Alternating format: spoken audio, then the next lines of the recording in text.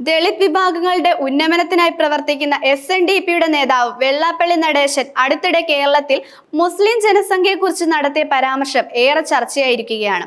ഈഴവ സമുദായം ഒറ്റക്കെട്ടായി നിന്നാൽ പല കാര്യങ്ങളും മാറ്റങ്ങൾ കൊണ്ടുവരാൻ സാധിക്കുമെന്ന് കോട്ടയത്തെ SNDP യോഗത്തിൽ വെള്ളാപ്പള്ളി നടേശൻ പറയുകയുണ്ടായി. കേരളത്തിൽ മുസ്ലിം ജനസംഖ്യയിലെ വർധനവിൽ അദ്ദേഹം ആശങ്ക പ്രകടിപ്പിക്കുകയും ചെയ്തു. മുസ്ലിം ലീഗിന്റെ സീറ്റ് നേട്ടത്തിന് കാരണം ജനസംഖ്യാ വർധനവാണെന്നും അദ്ദേഹം ആരോപിച്ചു. മലപ്പുറത്ത് നിയമസഭാ സീറ്റുകൾ വർദ്ധിപ്പിക്കാൻ പ്രൊഡക്ഷൻ കൂട്ടുകയാണെന്നും ഈഴവ സമുദായത്തിലെ സ്ത്രീകൾ പ്രൊഡക്ഷൻ നിർത്തരുത് എന്നും വെള്ളാപ്പള്ളി പറഞ്ഞിരുന്നു. കേരളത്തിൽ ജനാധിപത്യമല്ല മത ആധിപത്യമാണെന്നും വൈകാതെ കേരളത്തിൽ എല്ലാ കാര്യങ്ങൾക്കും മലപ്പുറത്ത് പോയി ചോദിക്കേണ്ടി വരുമെന്ന് വെള്ളാപ്പള്ളി കൂട്ടിച്ചേർത്തു. മുസ്ലിം ലീഗ് നേതാവിനെ മുഖ്യമന്ത്രിയാക്കേണ്ട സ്ഥിതിവിശേഷത്തിലേക്കാണ് കാര്യങ്ങൾ നീങ്ങുന്നതെന്നും വെള്ളാപ്പള്ളി ആരോപിച്ചിരുന്നു. വസ്തുപരമായ കണ്ടെത്തലുകൾ വെള്ളാപ്പള്ളി നടേശന്റെ പ്രസ്താവനകളിൽ ചില വസ്തുതകളുണ്ടെന്നും വസ്തുതാപരമായ പരിശോധനയിൽ മനസ്സിലാക്കാൻ സാധിക്കുക. മലപ്പുറം ജില്ലയിൽ നിലവിൽ 16 നിയമസഭാ മണ്ഡലങ്ങളാണുള്ളത്.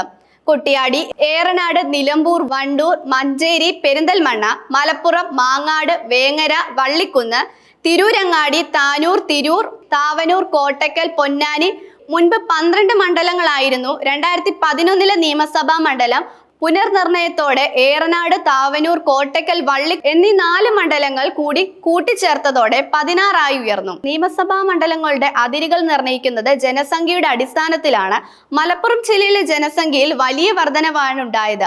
അവിടെ പുതിയ 4 നിയമസഭാ മണ്ഡലങ്ങൾ കൂട്ടിച്ചേർക്കാൻ കാരണം അതേസമയം മധ്യ കേരളത്തിലെ ചില ജില്ലകളിൽ സീറ്റുകൾ കുറയുകയും ചെയ്തിരുന്നു. ഉദാഹരണത്തിന് കോട്ടയം ജില്ലയിൽ 2011 10 നിയമസഭാ മണ്ഡലങ്ങൾ ഉണ്ടായിരുന്നു, 9 ആയി കുറഞ്ഞു. കേരളത്തിൽ ആകെ ജനസംഖ്യ 3,34,661.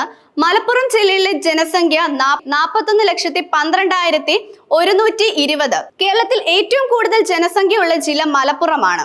ജില്ലകളിൽ ജനസംഖ്യ കുറയുന്നത് പ്രവണത കാണിക്കുന്നത് 2011 കണക്കനുസരിച്ച് കോട്ടയത്തിന് 19 ലക്ഷം, ഇടുക്കി 11 ലക്ഷം, എറണാകുളം 32 ലക്ഷം, തൃശൂർ 31 ലക്ഷം, ആലപ്പുഴ 21 ലക്ഷം.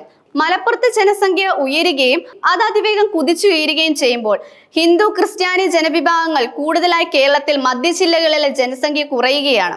ഈ ജനസംഖ്യാപരമായ വ്യതിയാനങ്ങളാണ് വെള്ളാപ്പള്ളി നടേശന്റെ പ്രസ്താവനകൾക്ക് ആധാരമായിട്ടുള്ളത്.